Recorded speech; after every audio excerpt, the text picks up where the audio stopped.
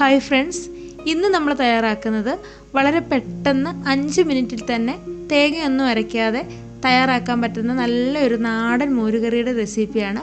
അപ്പോൾ എല്ലാവരും video skip ചെയ്യാതെ കാണുക. വീഡിയോ കണ്ടിട്ട് ഇഷ്ടമാവുകയാണെങ്കിൽ ലൈക്ക് ചെയ്യാനും ഷെയർ ചെയ്യാനും കമൻറ്റ് ചെയ്യാനും സബ്സ്ക്രൈബ് ചെയ്യാനും ഒന്നും മറക്കരുത്. അപ്പോൾ നമുക്ക് വീഡിയോയിലേക്ക് പോകാം.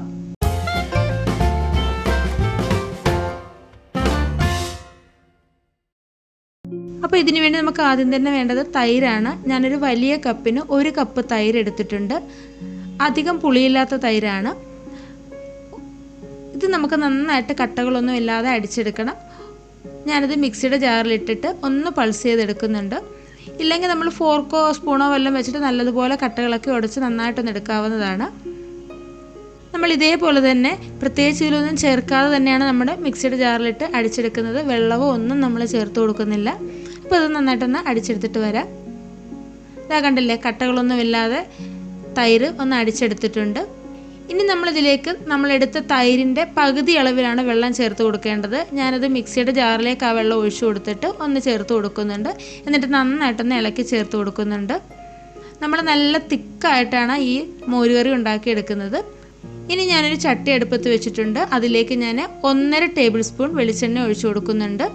എണ്ണ നന്നായിട്ടൊന്ന് ചൂടായിട്ട് വരുമ്പം അതിലേക്ക് 1 ടേബിൾ സ്പൂൺ കടുകാണ് ചേർത്ത് കൊടുക്കുന്നത്. കടുകൊക്കെ ഒന്ന് പൊട്ടി വരുമ്പം ഇനി ഇതിലേക്ക് നമുക്ക് കുറച്ച് ഉലുവ ചേർത്ത് കൊടുക്കാം. തീ വളരെ കുറച്ചിട്ട് കൊടുത്തുകൊണ്ട് 1/4 ടീസ്പൂൺ ഉലുവ ചേർത്ത് കൊടുക്കുന്നുണ്ട്.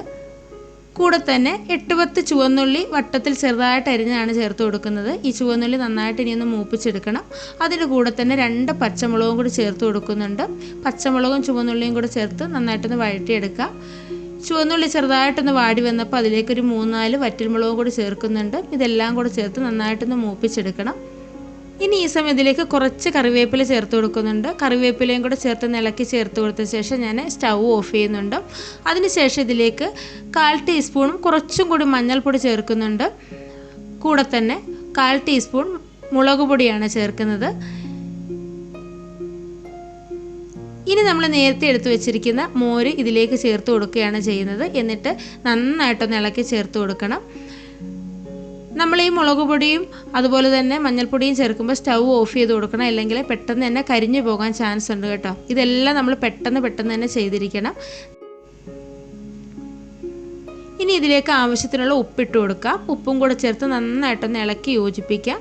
തീ കുറച്ചിട്ട് കൊടുത്തുകൊണ്ട് തന്നെ ഈ മോര് നന്നായിട്ടൊന്ന് ചൂടാക്കി എടുക്കണം. ഈ സമയം ഞാനിതിലേക്ക് 2 പച്ചമുളക് ഒന്ന് കീറിയിട്ട് കൊടുക്കുന്നുണ്ട്. കൂടെ തന്നെ 1/4 ടീസ്പൂണിലും താഴെ ഉലുവ പൊടിച്ചത് ചേർത്ത് കൊടുക്കുന്നുണ്ട്.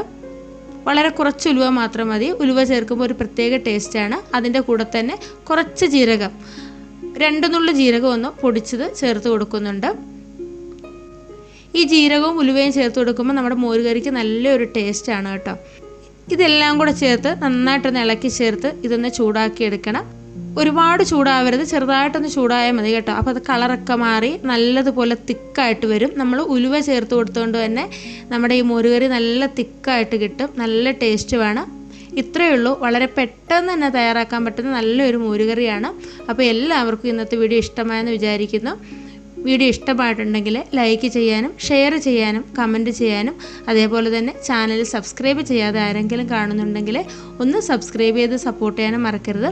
അപ്പോൾ നമുക്ക് അടുത്തൊരു വീഡിയോ ആയിട്ട് പെട്ടെന്ന് തന്നെ കാണാം. അതുവരേക്കും ബൈ. Thank you.